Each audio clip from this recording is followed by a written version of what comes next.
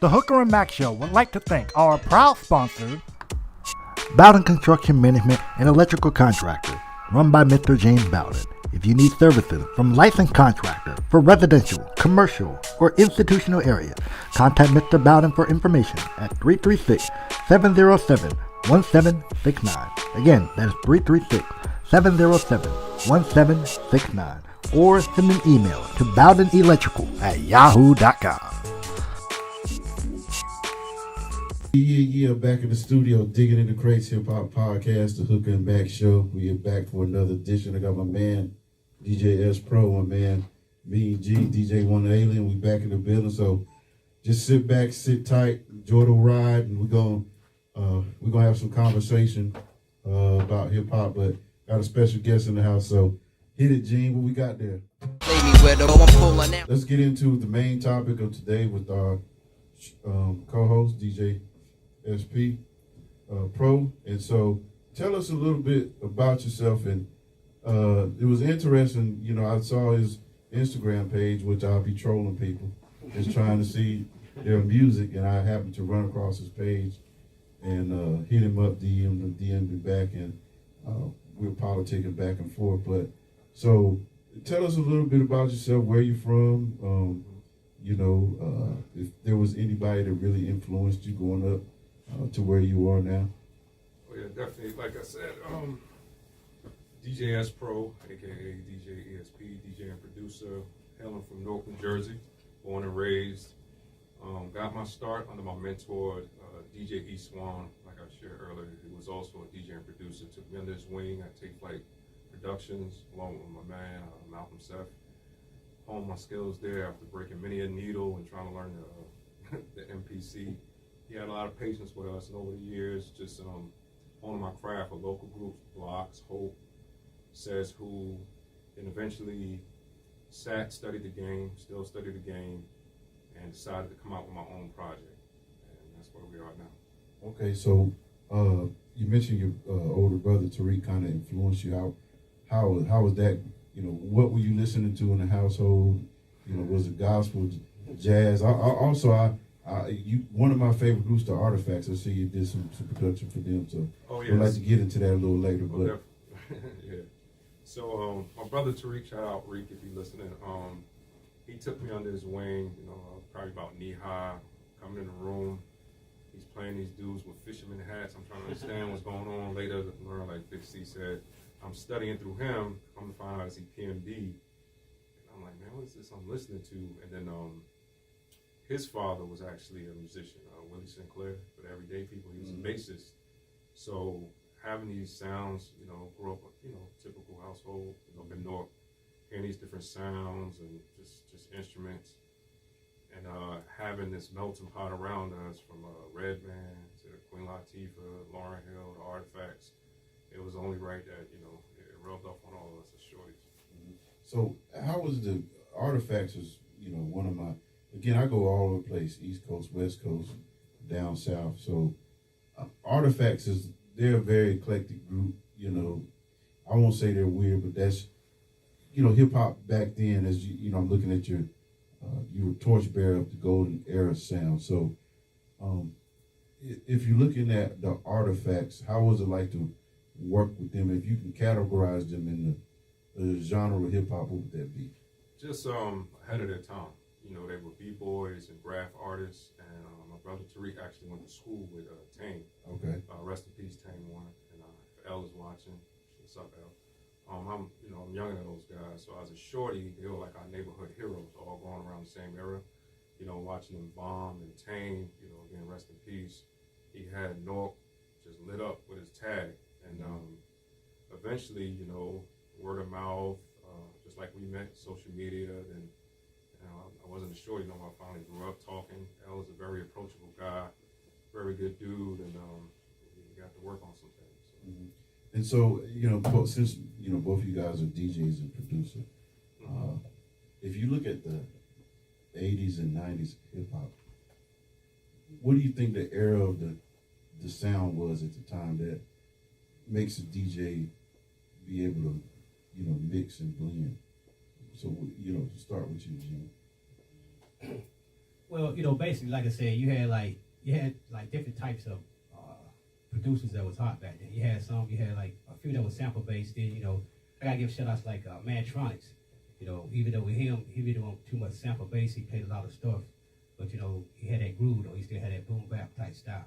So if you look at like back in the '90s, like a lot of people like to sample, like I said, a good like jazz and the James Brown. You know how that goes. So it's like nowadays, what I'm saying, when you look at some people like doing sample bass, it's like they don't really get into like the grittiness of it. You see what I'm saying? Like they sample it, but they're not really sampling like to make it like really gritty, or say that I get a sample and it's like, okay, you take this sample, flip it more than I did. You know what I'm saying? This keep it just like bass.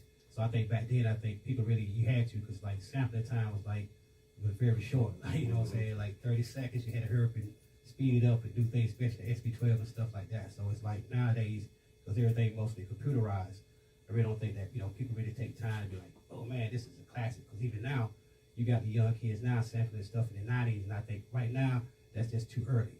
You know what I mean?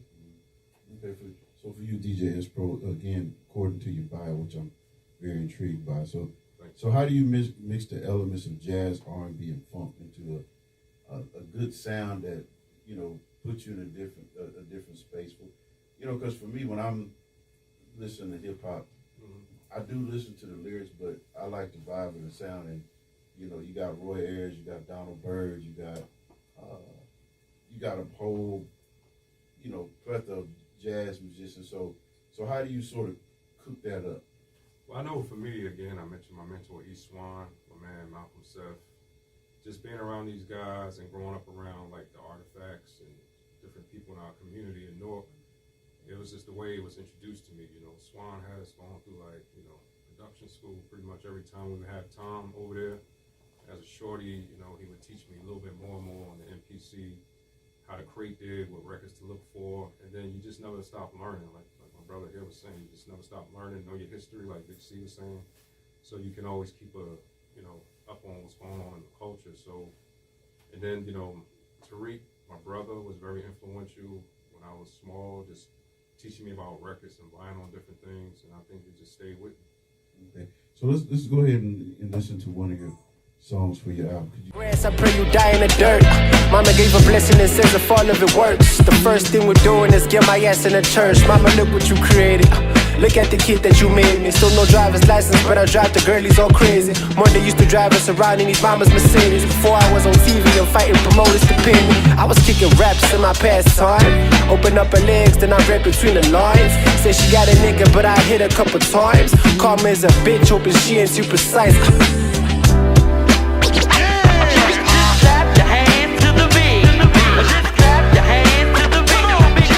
So I with just what he said, for if you're rapping, if you're an MC, you're spitting it for the people. If you're rapping, you do it for the industry. So what went into that? Every time I hear different types of music, there's a certain division. I mean, there's some for underground music and conscious hip hop is for the people. The other rap, I'm sorry to say, it's just some of it's just for, not all of it, but a vast majority of it was just for corporate. So tap into a little bit of that mindset of that song. Well, shout out to my man. What you heard, I was on the production and the DJing side of it, and the MC is my boy, D Exclusive. Okay. Shout out to D Exclusive if he's watching. Thorough MC, as you heard, very versatile. We met on the hip hop forum, much like you and I, and reached out. He heard some of my stuff. I heard some of his stuff. Again, I'm still a student of the game, so I like to study the artist, so I know what direction to go. We spoke about it, sent them the bare bones of the track, which I learned that technique from Pete Rock, who was a big influence. Okay. You send them the bare minimum and let them bring it back, and then you produce around what you hear. And just being a student from E. Swan to Malcolm Seth to the Artifacts and all these guys, it just went into the record. And I just felt like it was time to present what I felt was my contribution to hip hop. Yeah. And that's what you heard. What about you, Gene? What stood out to you in that song? Oh yeah, I mean, I like, I like the concept, and they really was like, really had a message in the song, and all the scratching and stuff like that. That's true hip hop. But my question is, where they from? Who's that? Like the guy that was rhyming. Oh, so ironically, the exclusive is actually from Africa, South Wow. Africa. Yeah. Wow. Yeah, my question to you was, I was gonna ask you like how you came up in the '90s. You know what I'm saying? It's like, and I see how you keep that boom bap, which I love, to like Redman and everybody else. So now, they got the transition now of that Jersey drill music. So how you think, that drill music compared to like really boom bap, like you think it could merge together, or you could find some MCs that's on that drill that can really sit here and do like the hip hop boom bap? Well, I just learned from, again, so my brother here, I just try to stay true to myself. Yeah. And when I try to create a lane, like I was telling Brother Big C earlier, that when they hear my music, whether it's drill, street guys, they know, hey, when I hear one of his beats, I got to come from this angle. Okay. And that's my contribution as well as theirs, without them conforming and me conforming. So that's what I try to do. Okay, cool. Okay.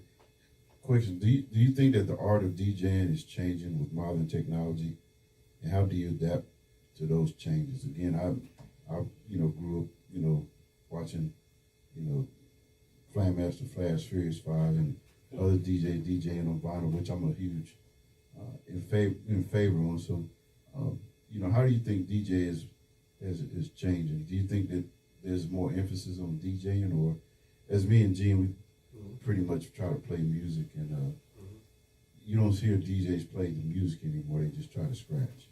Well, I think it's a catch-22. Again, I learned under D Swan, and I was really like, I was like his pupil. I had to carry crates and learn the records, learn what a groove was, different things like that. But as my wife always says, nothing stays the same. Her and my brother, shout out to Fletch, I had to transition. So when I met DJ Farrow out of Florida, when we were exchanging some gear at one point, he thought I was crazy because I still had my original set. He's like, man, you still got this? He's like, you don't have to keep up. So I was like, what am I looking at?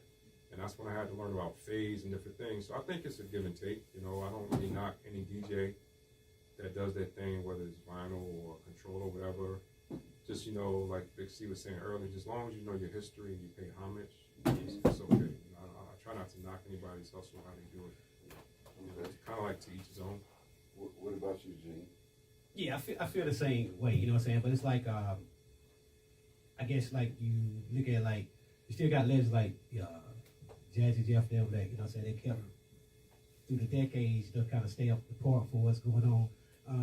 I just have sometimes problem like maybe the young guys, you know what I'm saying, it's like you just want to hit a button instead of like me personally, it's like I don't like to letting the shift it in where it's going to just automatically blend in, you know what I'm saying? With me, I still do my old technique where, okay, I'm going to move, you know what I'm saying, and move it up or slow it down to make sure that, you know what I'm saying, it blend. That's me as me, just keeping the tradition on, you know what I'm saying? But like I said, like a lot of DJs now, they just try to like, they undercut people that's like, oh, well, just get out here, but it's like, they're not really true DJs. But all the true DJs that are out here, you know what I'm saying, much respect to them, much love, just keep, the culture going, because as you see now, like, they really try to just, kill our culture as far as you being a DJ, rapper, and a producer, because, now they got AI coming out, trying to make beats and stuff. Now, to me, I think that's like, it's just going too far, because the music now don't really have too much rhythm, you know what I'm saying? No disrespect to the young people, but it's like, to me, I just still feel like it just has no soul to it. It's like it's dumbing us down, you know what I mean? And so, for DJing in particular, what is your process for creating tracks as a DJ? You mentioned Pete Rock earlier. You got Large Pro, you got Guru, you got a whole host of your Prince Paul. You got a whole host of So how is it for you as a DJ? What is your process when you're, as I call it, cutting it up in, whether you're gonna use a vocal, whether you're gonna use a horn, Right. Whether you're gonna use cello, whatever. What is that like for you? Well, for me, like I shared, I'm still a student. No matter how much I put into it, I learned from all those guys you mentioned, plus more. You can't forget Eric Sermon, DJ K-Def out of Newark, just different guys.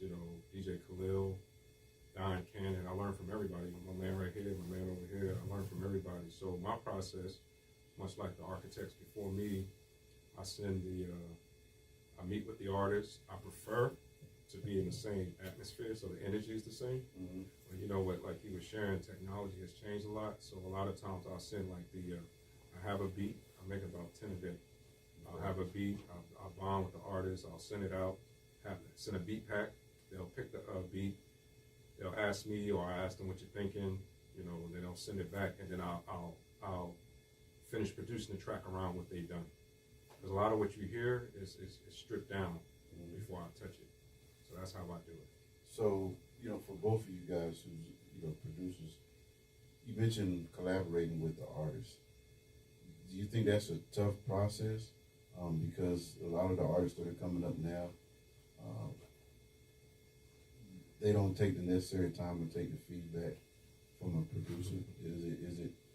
Is that tough for you? Is that like a boxing match? Because you're saying, no, I want to sound like so and so, but you like, you know, you make this beat first and you hope that they can gravitate. I think, not to cut Go ahead, just go ahead. I think the grandfather of all of us, Dr. Dre, said it best. Like when you know, that's the difference between a beat maker and an actual producer. That's what made Dr. Dre great.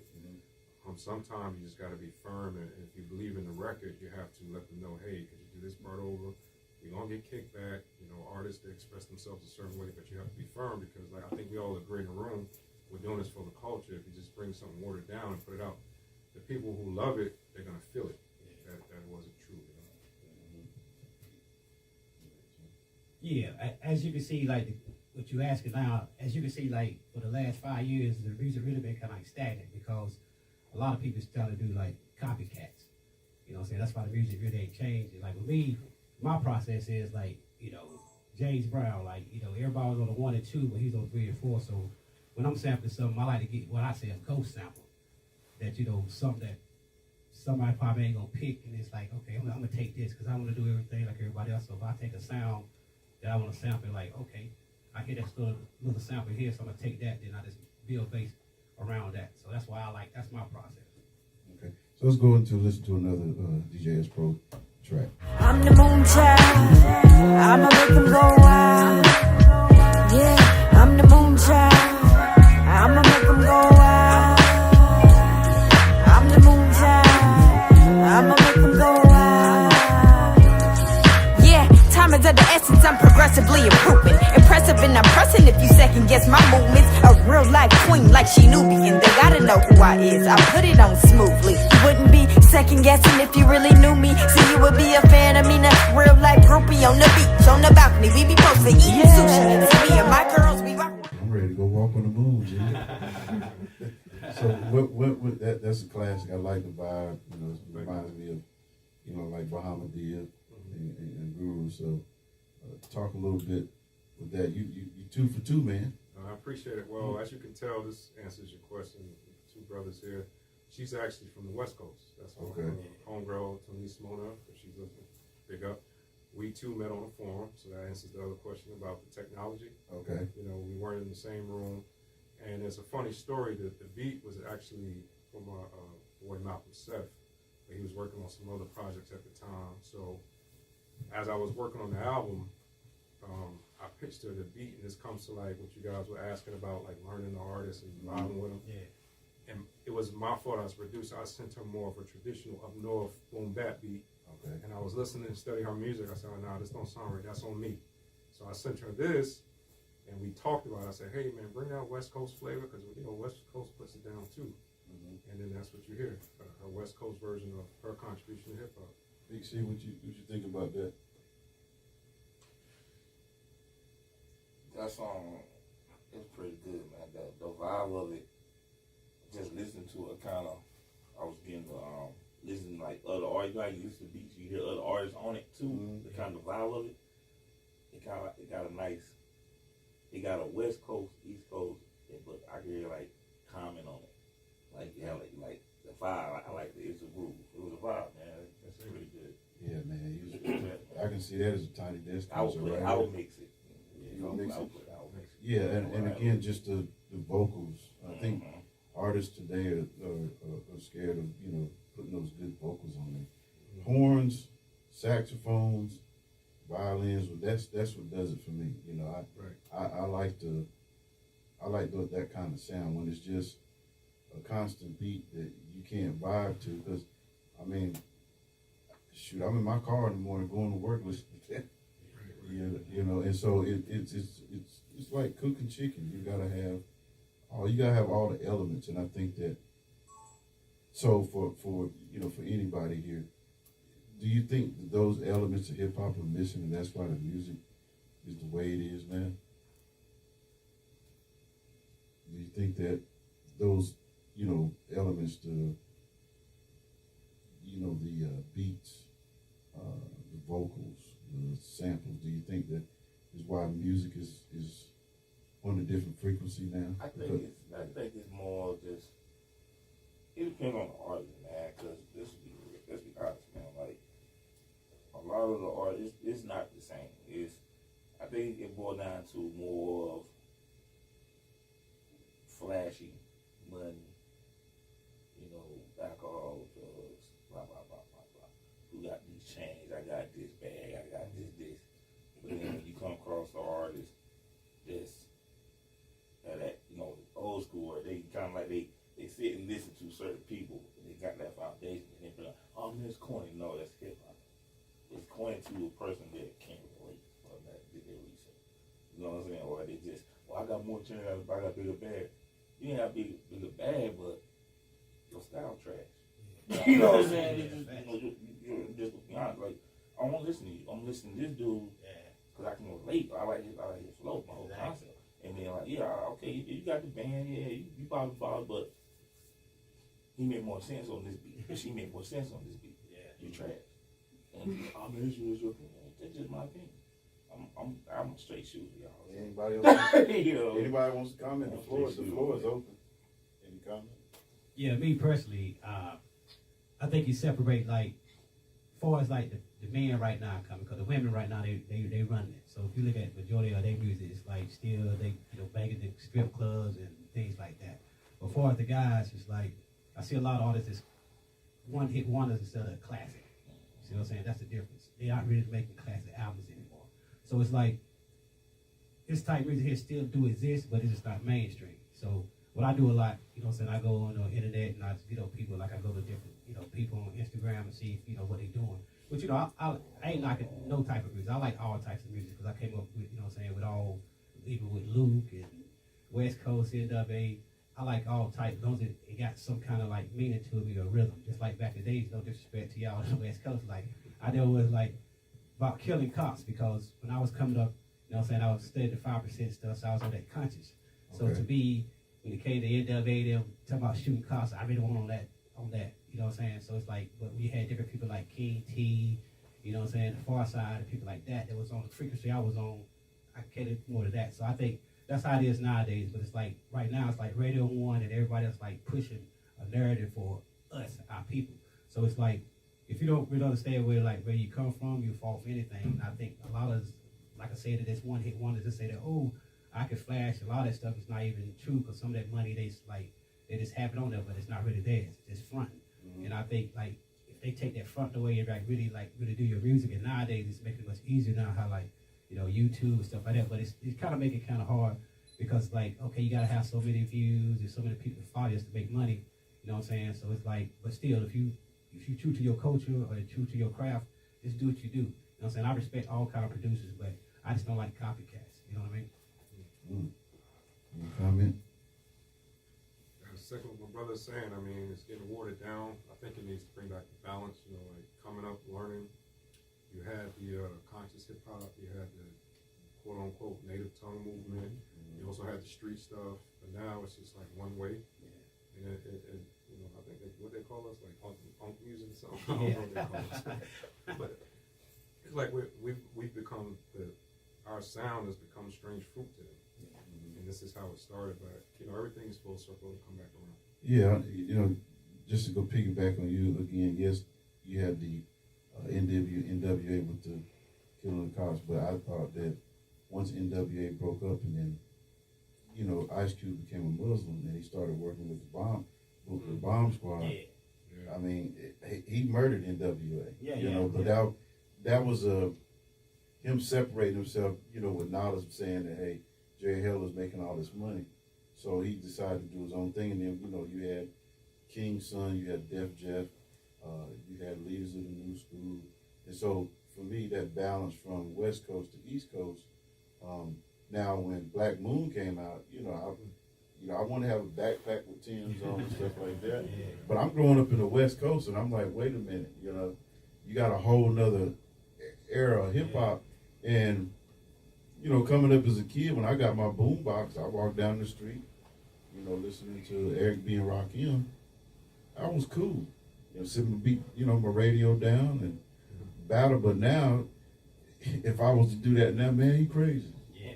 But that's what hip hop was. And again, not to say that there aren't no good artists out there now that that are underground, because there are. It's just that they did the 50 years of hip hop. That's fine to do this stuff on TV, but we gotta educate. It's got to be bridging the gap between the young and the old.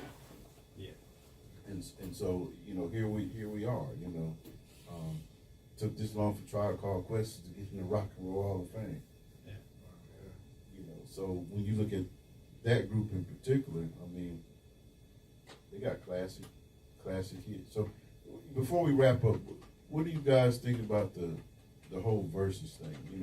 I don't think people really address it. Do you think it was just because of COVID, or do you think that was just do you think that those are good battles that we saw on versus during time of COVID? Oh man, that's a tough one. The last one that I saw, I haven't really been keeping up, but was Dipset and Locks, and it kind of like I love both. I'm from up that way, but it defines everything we're talking about, because beneath the surface, they're both lyrical, both those groups, but it showed the hunger, who wanted it more. And the outcome was what you saw. The unwritten rules came about. Survival of the fittest. Yeah, that's what it was. Yep. That was any questions from the audience? Our special guest today. I'll say, what advice would you give to your younger self? To my younger self, I would have learned, I can play by ear somewhat, but I would have really sat down with my mentor who was trying to teach me, knucklehead growing up in North. I would have really learned and honed in on the instruments. I used to play trumpet, but I lost it, just not keeping up with it. So just learning an instrument. I have a question. What advice would you give to someone who is interested in becoming a producer / DJ? Both of you guys.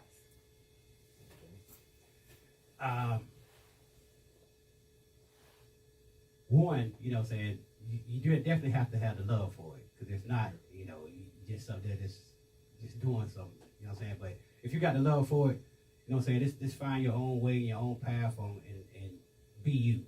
So whatever come out you, whatever frequency, whatever your thoughts are, just be you. And stay strong and believe in you. That's what it's all going to count, when you believe in yourself. But the main thing is that you definitely got to have the love for it. I piggyback what you're saying. You gotta have a love for it. Never stop learning, and you can always learn something new from somebody. And just stay abreast and practice. You're never gonna be perfect. So just keep practicing. There's always something new to learn.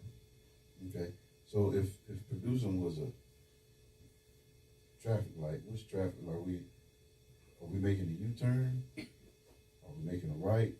Are we driving forward?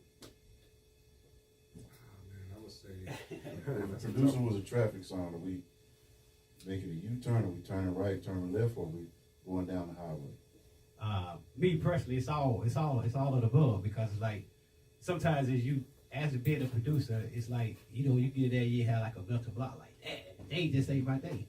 You know what I'm saying? So it's like, you might do a U-turn, because you might have been going forward all week, then all of a sudden, I got a mental block, so now I got to make a U-turn and see where I'm at now. So usually when I get into something like that, I will, listen to something he done.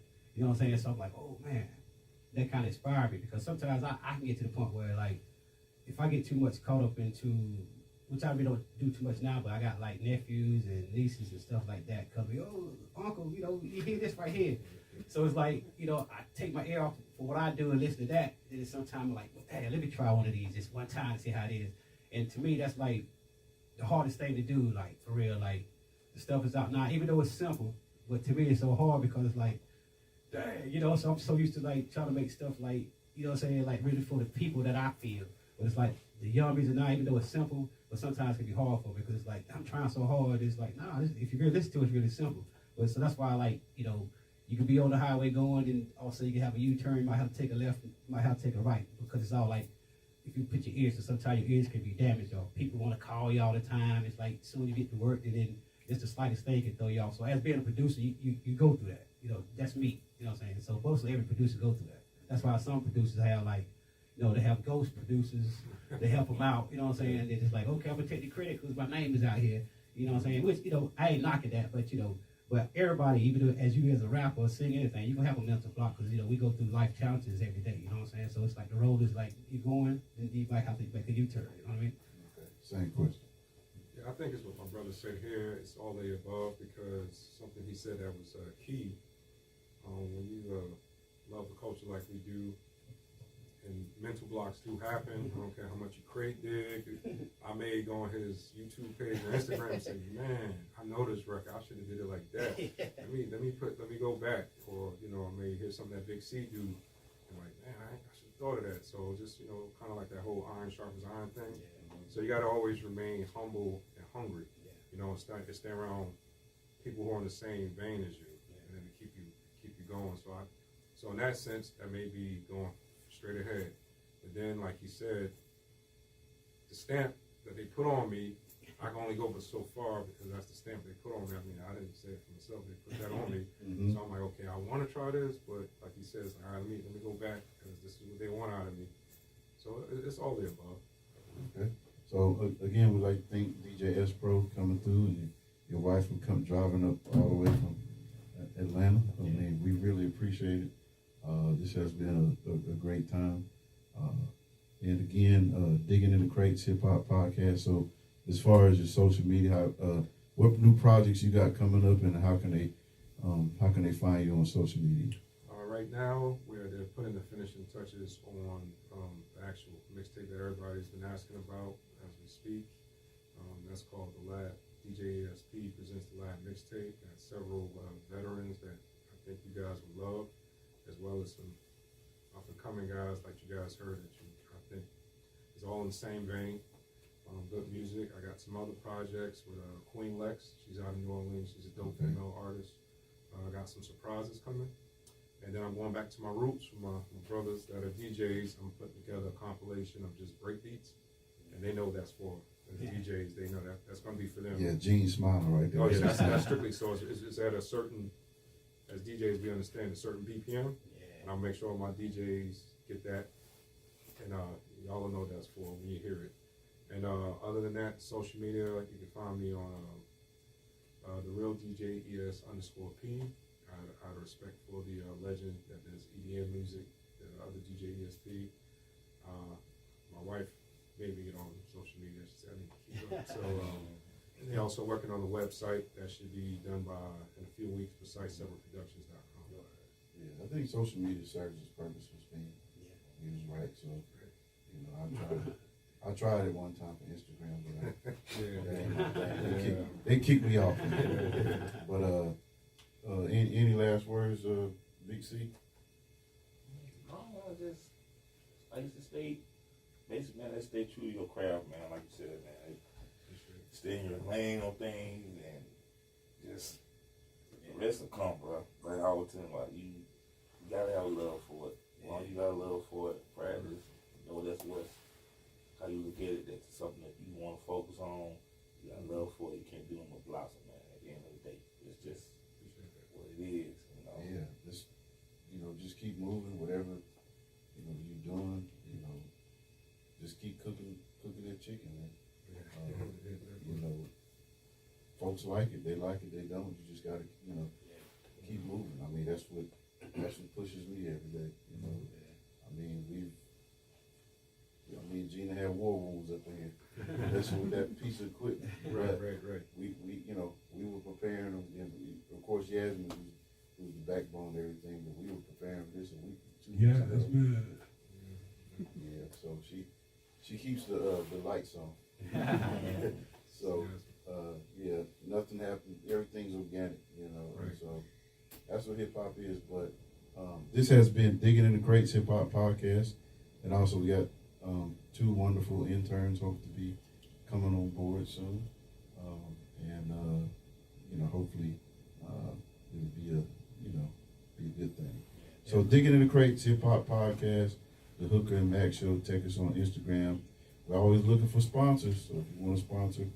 But remember, every beat on the record, whether it's jazz, gospel, hip hop, rock and roll, soul music, calypso music, because remember, music is the heartbeat of our lives. So Digging the Crates Hip Hop Podcast. I am your host, the Hip Hop Wizard, and my co-host for the day. It's your boy. And the special guest is DJ ES Pro, aka DJ ESP. Digging in the Crates Hip Hop Podcast, coming to a city near you, and we're out.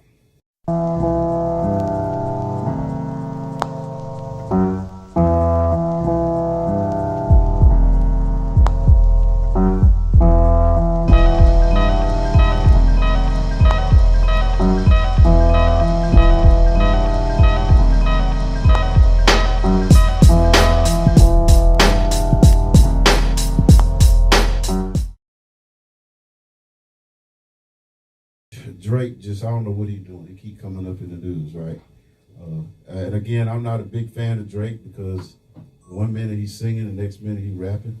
I mean, I'm just putting it out there. I mean, I know folks may disagree with me, but Drake filed a petition against UMG over Kendrick Lamar, Not Like Us diss track to him. Y'all familiar with that, right? So what do you think about the track itself and the whole thing, going between Kendrick Lamar and Drake? Well, when it comes to hip hop, as we all know, it's a competitive, culture, and only the strong survive and the best survive. I really don't have a say in the bout. I think they both put their best foot forward, but if you're competing, there's unwritten rules that go with it,